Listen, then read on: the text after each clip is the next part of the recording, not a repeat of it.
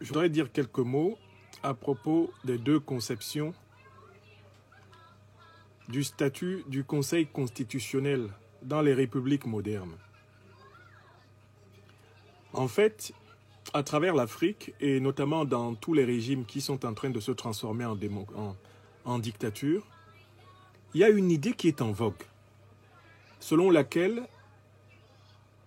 les clauses des constitutions qui prévoient que les décisions du Conseil constitutionnel sont insusceptibles de contestation, ne peuvent pas être contestées, eh bien, il y a une certaine conception selon laquelle ces décisions-là, eh bien, ne pouvant pas être contestées comme le précise un certain nombre de textes constitutionnels, toute décision que prendrait le Conseil constitutionnel d'un pays donné est susceptible d'avoir force de loi. Je voudrais, en quelques minutes, montrer les limites d'une telle conception du fonctionnement de l'organe chargé de contrôler une constitution. D'abord, une constitution, c'est une loi qui a vocation à constituer la règle suprême dans une république, dans une communauté nationale donnée. Bien souvent, dans une république, une constitution est donc l'expression de la volonté de vivre ensemble, et bien d'un peuple, et cette constitution en même temps la règle qui organise les rapports, non seulement entre les individus qui composent ce peuple, mais également entre les institutions qui composent ce peuple, également entre les institutions et les individus qui composent ce peuple.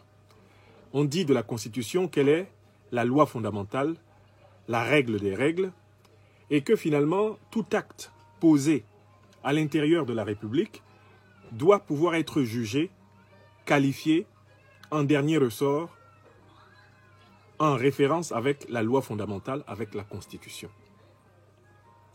Mais justement, la Constitution a vocation à être le texte dans lequel se condense la volonté de justice, la volonté d'égalité, la volonté d'équité, la volonté morale d'un peuple.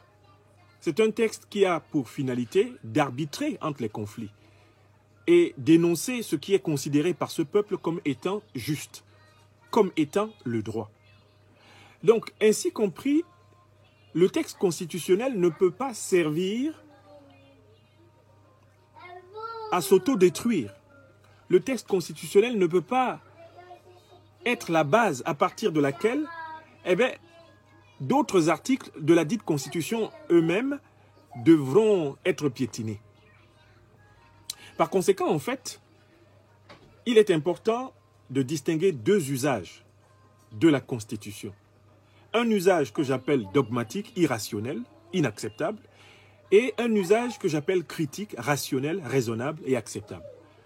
Usage dogmatique de la Constitution par le Conseil constitutionnel. Tout Conseil constitutionnel qui dit « peu importe les objections que l'on peut faire à ma décision, dès lors qu'en tant que Conseil constitutionnel, j'ai pris une décision, cette décision a force de loi, tout Conseil constitutionnel, où que ce soit dans le monde, qui énonce un tel raisonnement est en réalité une institution obscurantiste, irrationnelle, une institution dogmatique, c'est-à-dire en fait opposée à l'esprit du droit républicain. Pourquoi? Parce que, en vertu d'une compréhension du pouvoir du Conseil constitutionnel comme étant un pouvoir absolu, on pourrait donc admettre qu'un Conseil constitutionnel viole délibérément des articles de la Constitution et qu'il soit impossible de le contester parce qu'il est simplement le Conseil constitutionnel.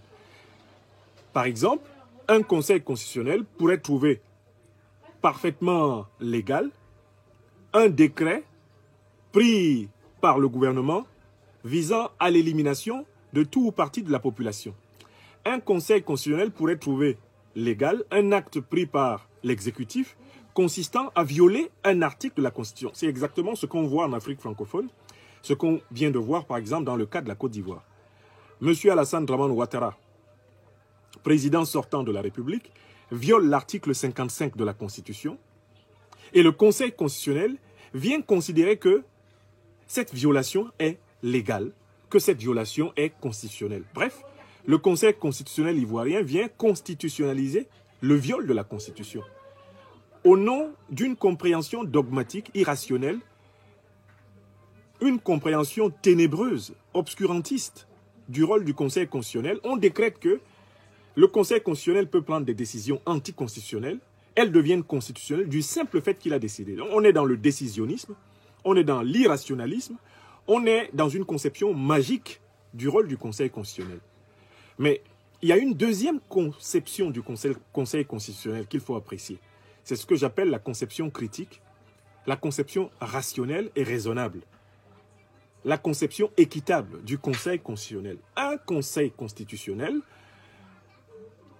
ne peut exercer véritablement sa fonction qu'en s'efforçant de s'assurer qu'il ne viole pas lui-même les termes de la Constitution, qu'il ne viole pas lui-même l'esprit et la lettre de la Constitution.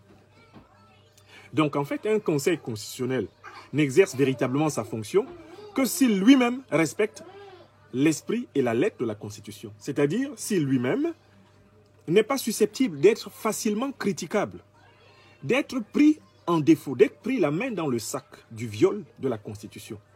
On ne peut pas être le gardien de l'interprétation de la Constitution en étant un violeur de la Constitution.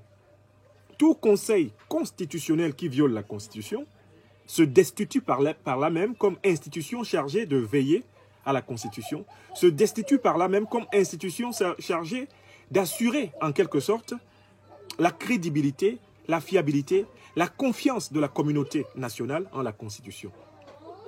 Le Conseil constitutionnel n'est pas constitué pour décider aveuglément, pour décider irrationnellement. Il est constitué pour décider rationnellement, pour décider objectivement, et notamment, le Conseil constitutionnel doit être la dernière institution à violer des articles de la Constitution. Dès lors qu'un Conseil constitutionnel viole les articles de la Constitution, il cesse par là même d'être un Conseil constitutionnel. Il s'auto-dissout. Et dans le cas de la Côte d'Ivoire, le Conseil constitutionnel, présidé par M. Koné Mamadou, a violé l'article 55 de la Constitution ivoirienne, qui dit « Le président de la République est élu pour un mandat de 5 ans. Il ne peut être réélu qu'une seule fois. » À partir du moment où le Conseil constitutionnel n'a pas respecté la lettre et l'esprit de cet article, qui énonce le principe de la limitation des mandats, en se permettant de valider au mépris de la Constitution la candidature du despote local Alassane Dramane Ouattara, ce Conseil constitutionnel s'est non seulement discrédité, il a rompu le lien de confiance entre le peuple et cette institution qu'est le Conseil constitutionnel. Il a en réalité piétiné le principe de cohérence logique, le principe de rationalité qui est au fondement des lois républicaines. Il a même piétiné le principe de raisonnabilité, c'est-à-dire le bon sens moral, le sens de l'équité qui doit en permanence habiter un véritable juge constitutionnel. Donc, en conclusion, il faut bien distinguer la conception dogmatique, obscurantiste, ténébreuse du Conseil constitutionnel, qui est celle des dictateurs et de leurs serviteurs, et la conception critique, la conception républicaine, la conception rationnelle, raisonnable, la conception lucide et objective du Conseil constitutionnel, qui est celle des véritables États de droit, des véritables démocraties. Il ne faut pas se tromper. En Afrique francophone, et notamment dans les dictatures appartenant au système de la France-Afrique, nous n'avons pas affaire à de véritables conseils constitutionnels républicains. Nous avons affaire à des agences et même à des engences de la volonté du tyran. Ne nous trompons pas. Il y a un usage dogmatique du Conseil constitutionnel avec une interprétation dogmatique de la Constitution. Ça, c'est le fait des dictatures. Il y a un usage critique, lucide. Il y a un usage rationnel et raisonnable de la Constitution et du Conseil constitutionnel. Cela est le propre des États de droit et des démocraties. En Côte d'Ivoire, au Cameroun, au Tchad, au Niger, au Togo, au Gabon, au Congo, en Guinée-Conakry, on n'a pas affaire à l'usage critique, à l'usage rationnel, raisonnable du Conseil constitutionnel. On a bien affaire à l'usage dogmatique, obscurantiste, irrationnel, criminel du Conseil constitutionnel. Voilà pourquoi les magistrats constitutionnels qui sont responsables de cet usage criminel doivent être jugés, donc d'abord arrêtés, jugés et condamnés au même titre que les tyrans qui les utilisent, les tyrans qui les possèdent et qui sont leurs véritables démons.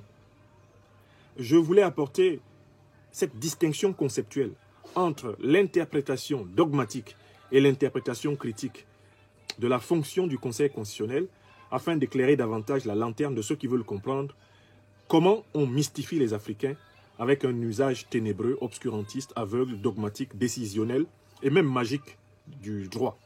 Et dès lors, ce n'est plus du droit. C'est en réalité de l'arbitraire. Merci à tous. Bonne soirée.